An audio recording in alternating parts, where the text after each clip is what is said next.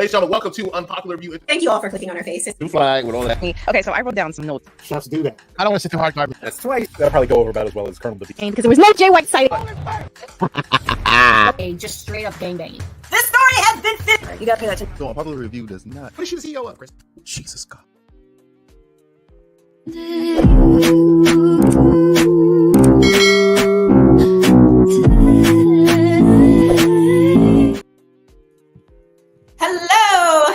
Hello. Thank you all for being here. Thank you for clicking on our faces. We are back, the trio of destiny, here again to discuss another Star Wars live action show on Disney Plus. This is our final one. We've made it through all of the live actions. So this is the final lap, guys. So thank God. Well, I think I've already revealed my hand. Okay, well, with that being said, let's hop straight into it because we're talking about The Mandalorian tonight, episode 1. And I want to say this was the first Disney Plus Star Wars live action series, right? I believe it was The Mandalorian. So, go ahead. No, I was gonna say I feel that way. I feel like you nailed it on the head, though. Yep. It was this one, and for what I've everything that I've heard, I feel like this is the most beloved out of all of them as well. Like this one is really popular, apparently. So much so that it's already had 3 seasons, and the 4th season may be released as a movie, like a full-fledged theatrical release. Whoa! I've heard, so that will be interesting. Also, it seems like since we've been going through Star Wars, we've had like a little Star Wars news every episode, and this episode is no different. So, do you guys want to hop into the episode, or do you want to go into the Star Wars news? Why break down some of the news before we go into further into the episode?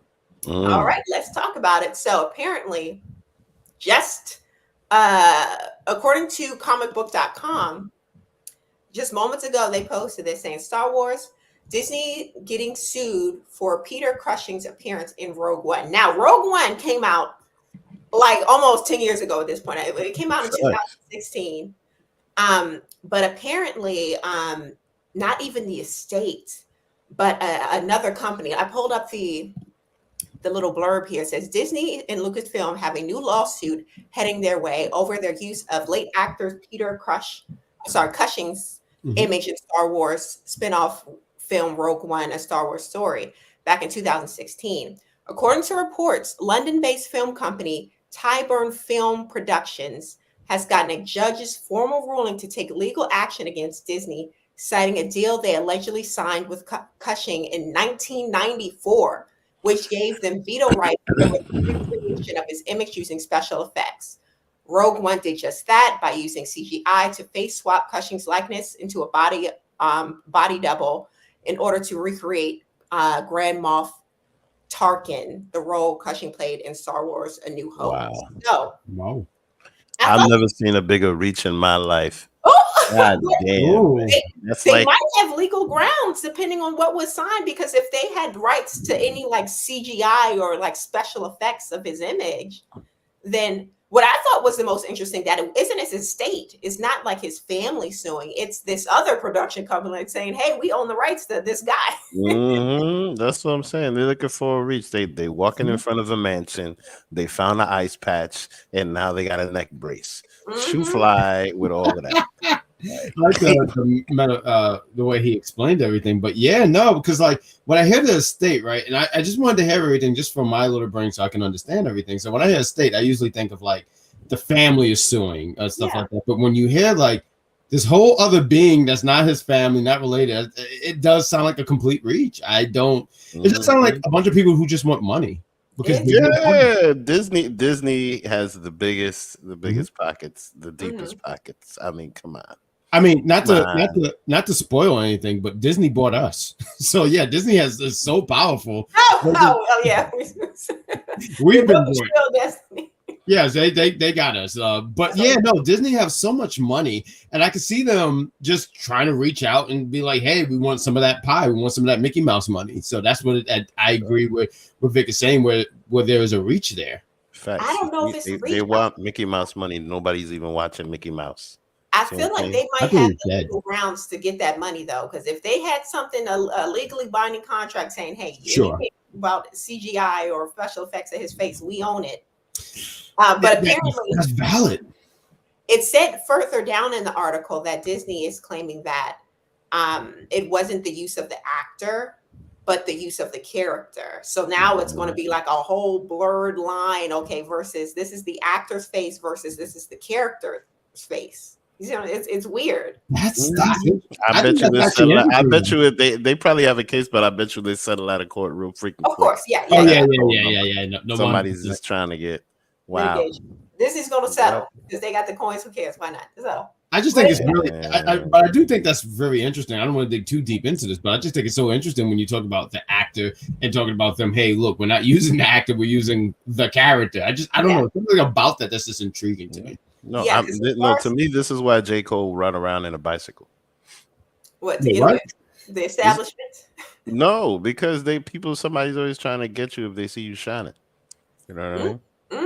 Straight up, like that's exactly what's going on. That's what I see. I'm sorry.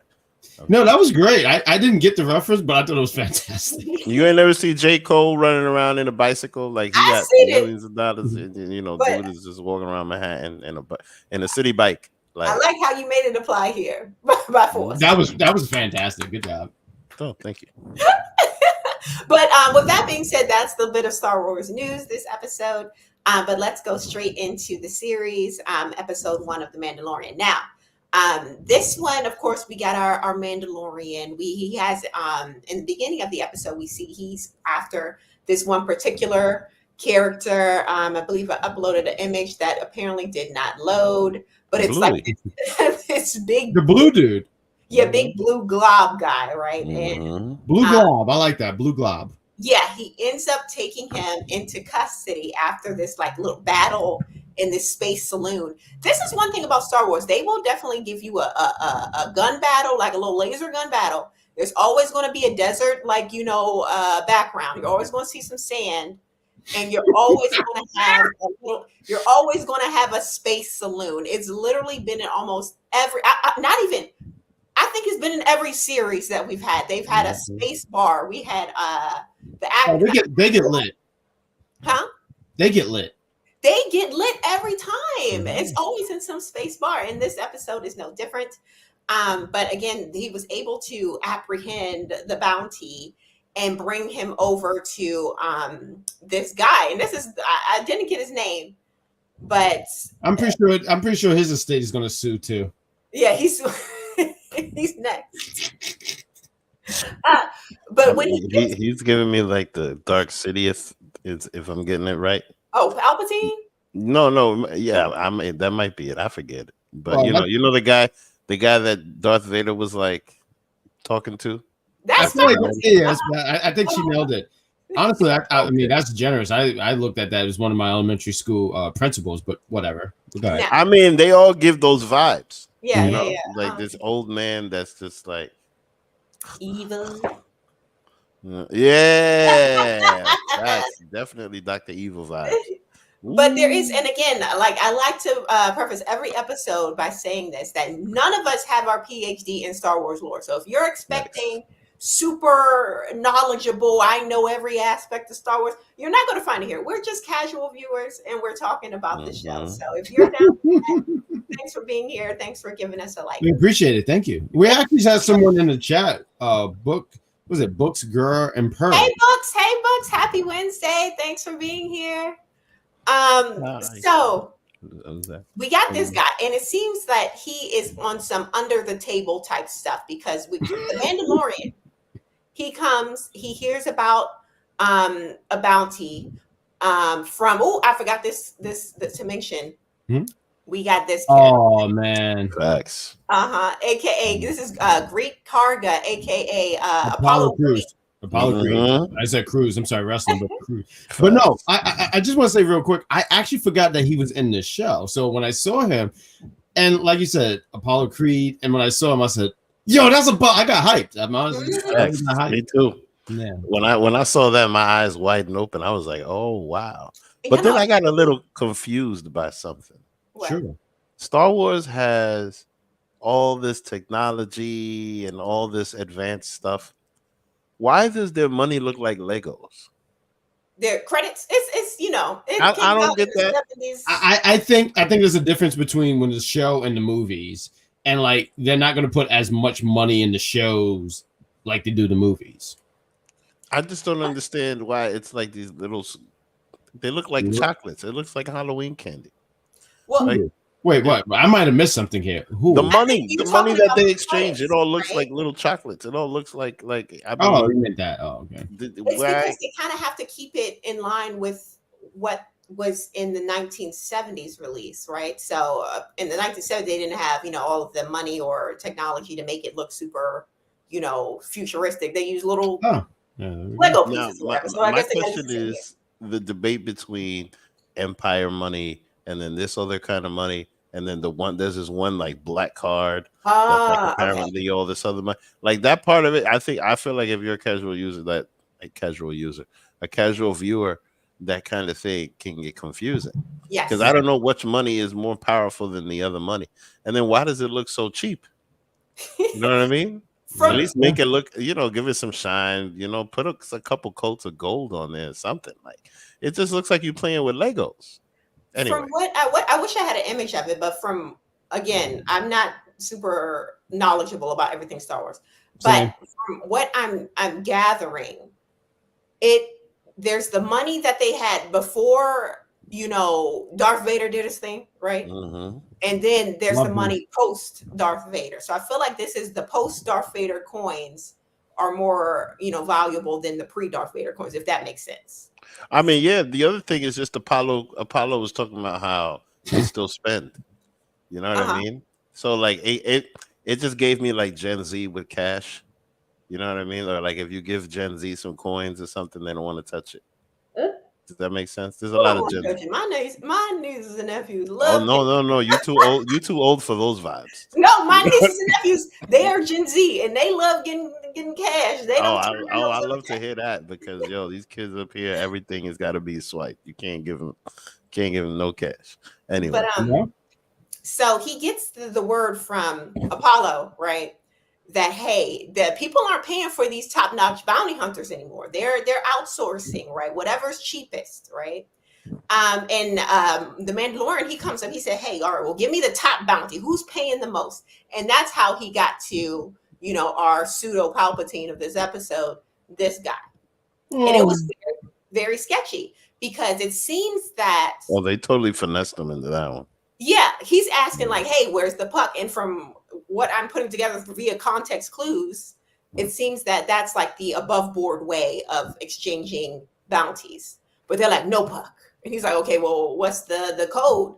None of that. We just got an age. So it seems very shisty from the beginning, right? It was very shisty. And well, that makes sense because it was all old technology. He was saying how it's a key fob from 50 years old. It's like a fob. It's like, like a NFT thing, like you touch it. Like it's that. It's 50 years old.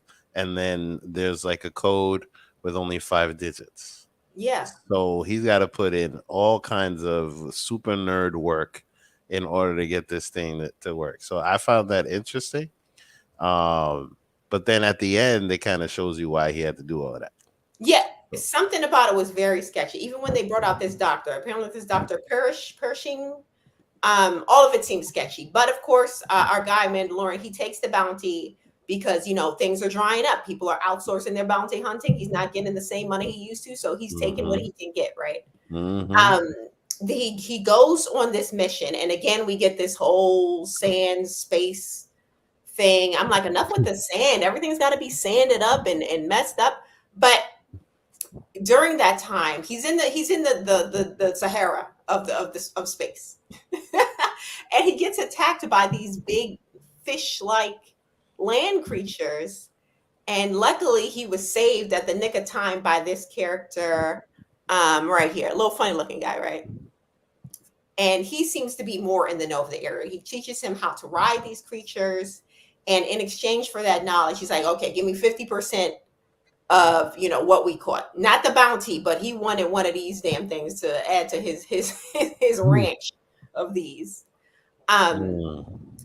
So as the Mandalorian, he's going through his travels, trying to get to the bounty. This is when he runs into this droid. Now, this is kind of, I thought this was interesting because it played into a little bit of what Apollo Creed was saying, that people are outsourcing their bounty hunting to like the cheapest option. And that's when we get this character, this damn android that's like, yo, I'm here. I actually kind of liked him though. Like, you liked him? I did. Oh, yeah. So I kind of liked him. So I mean, I don't want to go. I don't want to jump too far ahead, but there's a part where they team up together, and the Mandalorian was like, "Hey, you're right," and he does the scan. It was something that I liked about him. I can't explain why, because I think you know what it was. I was looking for something to like about this show, and I just think I liked the robot. All right. I mean, look. This robot was given Rosie from the Jetsons. Yes. Hard. Really? Yes. I don't think that at all. And I watched the Jetsons, but why? I'm interested. Why? You know why? And I found this interesting, like, because I felt like I really enjoyed the conversations that and the decision making that the droid was making. Like, because for the most part, a lot of times you see them. I mean, outside of like CP3O, you see them just being very robotic, right? At least most of the droids, but this guy was just straight up like on task, making decisions. Had all kinds of guns. Was seeing people from all over the place. Like, yo, this dude was something else.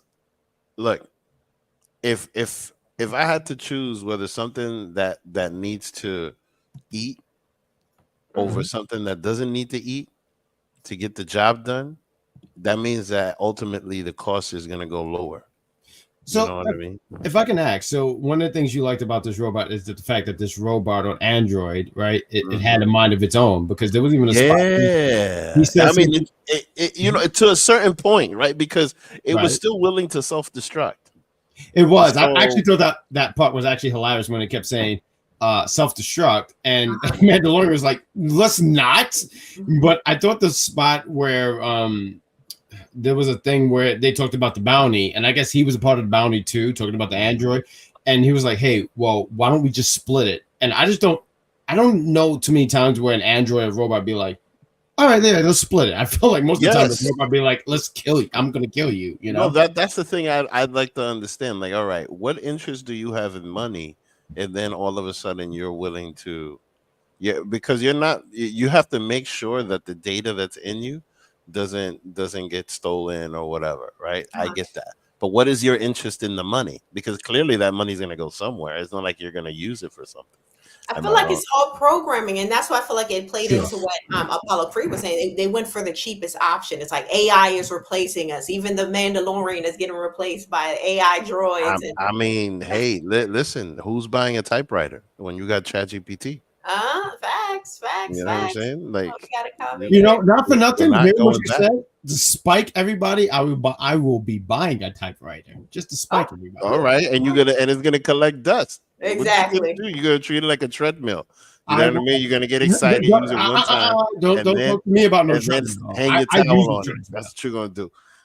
I'm a sucker for the Star Wars androids. All right, well, we got somebody on the side of the androids, unfortunately. Good job, BGP. Because I don't want to say the whole name. I feel like I'm just gonna shorten it. I mean, BGP. Who's more popular than R2D2? Come on now. I hate him. That is the best. But I can't say unfortunately. Well, they ended up teaming up, him and the Mandalorian, because there was an attack from the stormtroopers and other robots of the like, and the situations of the like. Can I say something real quick? Like, I heard you said that they took an attack, but even though we don't have our Star Wars, we say GPS, so not GPS. Yes, thank you. Because I'm mixing words up. The fireballs are kicking in. Drink it. Shout out to Cedar Superior. No one knows the story. I'm not going to say anything, but that wine that she. Don't call me out because I couldn't open the wine. I didn't say that to yourself. Like, why? Thank you. Yeah, you said that wine is kicking. But I do want to say you talked about the stormtroopers, but I think we all, even though we don't have a PSD or whatever in Star Wars, no one takes these guys seriously. Like, for God's sake, why is he even red? He's supposed to be white. Why is he red? Right. That's why I'm like this. These are like war torn stormtroopers. These aren't your average everyday. These are I professionals. didn't even think that. We say war, war. No, I torn. mean those are toys that were used outside in the dirt. Right. They got some battle experience. They got some battle. Those are battle scars. Yeah, exactly. Those are toys that were definitely taken out the box. You know what I mean? Andy doesn't want to play with them anymore. You feel me? Like those guys. No. We're not gonna attack Andy. Attack Sid. Let's attack Sid because he was terrible with his toy. And Andy got older, and Buzz Lightyear. And he took care of him. Don't do that. Don't do that to Andy. Is this the crossover of the century? Anyway.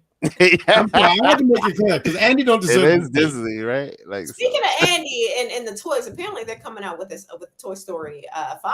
By the way, they might as well. I feel like maybe he passes down the toys to his kid or whatever. I feel like this is going to be the clip, but there should not be a Toy Story 5. There shouldn't have been a Toy Story 4. Toy Story 3, and I'll make it real quick. Toy Story 3 was the perfect way to end that story. That was it. They did 4. Whatever. Now 5. What are we even doing anymore? We have lost the plot. Stop it, please, Disney, Pixar. Stop. Money grab. I shouldn't have talked about Toy Story. I'm sorry. Anyway, it's okay.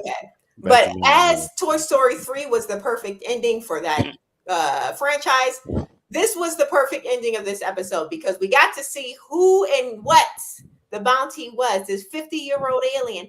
And it's this cute little baby Yoda. And this was like big. Y'all remember when the show first came out and people were like, oh, baby Yoda, baby Yoda. Like the toys were selling out. Everyone wanted a baby Yoda. So there was super smart marketing to add him and make him so cute. We do find out later in the series, because again, this show has been out for some time. We know that this technically is not Baby Yoda. It's a baby of that species. It's a completely different character. Toy Story 4 was just a repeat of, what was it? Toy Story 4 was just a repeat of 3. But BGP, I agree, madam. Yes. Good job. Repeats. Anyway, what were you saying? No, that we do find out that this isn't not Baby Yoda, but it is a baby of that species. And I thought this was a great ending that kind of like I guess subvert your expectations. You think it's going to be like this, regular size, huge bounty, 50-year-old alien bounty with some experience. This is a baby. Well, it makes sense because in the movie, Yoda was like hundreds of years old. With all this wisdom and all this stuff. And for Yoda to be 50, I mean, at least for this species to be 50 and to still be like, the baby. Yeah. That part of it I found very interesting because it brings it back to the first movie. You know what I mean? It makes a story about just everything Star Wars back to Yoda, because Yoda is literally one of the most famous characters in this. I mean, mind you, I didn't see Star Wars until I was in my 30s, and I knew who Yoda was when I was 10. You feel me? Like, so for them to make a story all around Yoda, that right there definitely made me want to watch episode 2. Yeah, but this isn't Yoda, the Yoda that we know. This is just a baby of that species. So no, exactly. It's just that species itself, just to see what happens. And now it's like, look, the robot wanted to kill him. And then the Mandalorian ended up killing the damn robot. Hey, thanks for watching, Aaron. She's fantastic. What's going on? I am fantastic. Yes, I don't know if I look like zoned out, but I'm here. I'm here. But yeah, that was the episode. So now, with that being said, how do you guys feel about this episode 1 of the Mandalorian season? Vic, take the floor first, please. Well, no, it literally, it was one of the things that, hey, Aaron, it was one of those things that brought it back to the movies itself with the characters and all of that. As far as the Mandalorian himself, like, I didn't know that's what it was, the bounty hunter, or the history behind what a Mandalorian is. Because what I found interesting was when the old man, monkey looking dude, he was saying all of these things about how a Mandalorian is this and a Mandalorian is that, all because of books that he read and stories that he heard. Mhm. So he's putting all these expectations on this guy from things that he heard. But I'm curious to know what history is it that you have to have this name and to do all, you know what I mean? Like, because it's not like the Jedi code. The Jedi do this and the Jedi do that, and the Jedi and all of the Jedi and you know and the Sith do this and all of that.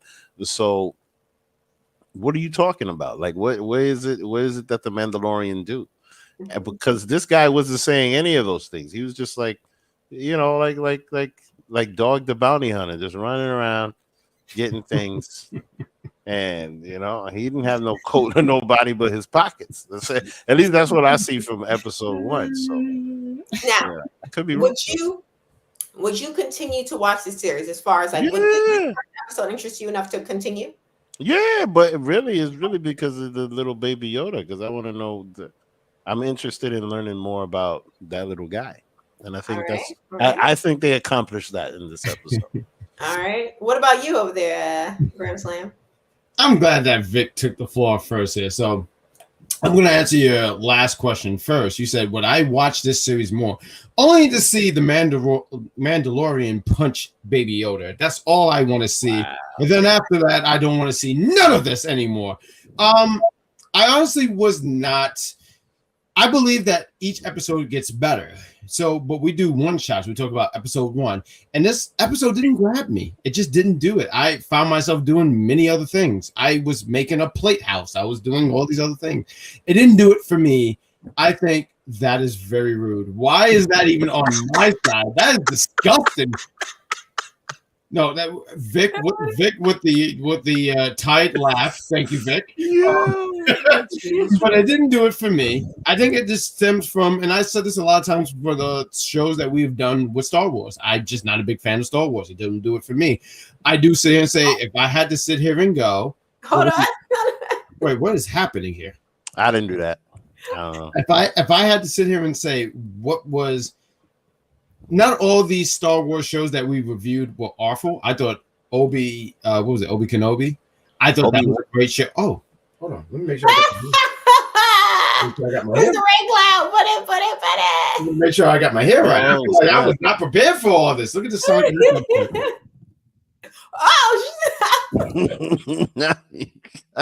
Right. Yeah. Kicking in. Now I'm just playing with the weather now. What is happening? I didn't like this. All right. Get to the point. I didn't like any of this. Okay. No. Anyway, continue what you were saying. She said she liked highlight that. No. E said she liked the blue. She liked the blue. That was for me because I have the blue. Look at that. You like that blue? Thank you, E. Oh, Lord. That was the background. She's talking about the blue over there in the left for the background right there. Oh, man. That's heart feeling. I feel like I just got kicked in the dick. That hurts. That's crazy. But you were saying, did you enjoy this episode? No, I did not. Okay, all right. Well, there you go. Now, for me, I liked it. I thought it was pretty good. I haven't been a fan of many of the live action episodes. I thought the Andor episode was pretty impressive, episode 1. This one, after rewatching it, because when I watched it when it first came out, I wasn't interested. And I don't know if my standards have gotten lower or my taste for Star Wars has improved. But this time around, I felt more interested in the plot of episode 1. Lovely. So would I continue? Possibly, because I want to see what all the fuss is about. It's got 3 seasons. A 4th is coming out again. Like I said, possibly a theatrical release. Real quick, when is the 4th one? Is it this year? I believe so. I think it might be in post-production. Don't get me to lying, but I know they've been talking about it for a while. But as we know, Pedro Pascal has been cast as Reed Richards, so his schedule is a little busy right now. I'm sorry, just real quick. Good for him because he's really just making I feel like he's in everything now because I know he's gonna do Fantastic Four. He was in The Last of Us. Right, and I feel like there's other things. Oh, matter of fact, I know. I just had to be reminded of this. I forgot about it, but he was an X-Men Apocalypse. I'm just saying, dude. And Wonder Woman 84. Oh my God, he does everything. I mean, good for him. Legitimately good for him. But at least in The Mandalorian, I feel like they could just have someone a stunt double because the majority of the time he's looking like this. He could be anybody under there. Who cares? I wouldn't be surprised if he just if it's a stunt double, then he's voicing things in Yeah. straight up. I'm interested in knowing. I mean, I guess because you was talking about continue watching the series. Does he? Because I feel like that was a thing in this episode where they were talking about taking off the mask, and I'm wondering if does he take off the mask at some point? I feel like he does. I feel like there's 3 seasons in. There's no way he ain't never take off that mask one time. I refuse to believe that. Real quick, I agree. Real quick, before we Harrison Ford. Before we end this, what was your favorite? Because we went through all these Star Wars shows. For me, it was Obi-Wan Kenobi. I thought that was the best Star Wars show. I would continue watching that. But what was your favorite Star Wars show? Obi Kenobi. Obi Kenobi. Oh, okay. If we're just basing off of the first episode, like I said, it's either Andor or this one for me. Just based off the first episode. I mean, I gotta be honest though. It's really hard to make this decision because it's Obi-Wan for me because it's the character that I remember, and they literally started the show connected to the movie. I love that so much. That's what made me a fan immediately. Honestly, for me. Yeah. Well, none of the other shows were like that. Let us know in the comments which episode you enjoyed the most. And if you're still here, we are waiting for your selection for the book review. So let us know in the group chat when you get it. We did. Rosario. We did. Was you know? Oh yeah. Did I'd rather go watch Clerks 2 again. You know what I mean? Nah, I'm good. But with that being said, thanks for watching. Thanks for being here. Again, let us know your book selection for the review. And we will see you guys next time whenever we decide what show we're doing next. Most likely Agatha all along. When that comes out, we'll be discussing that. But thanks for being here and good night. Goodbye.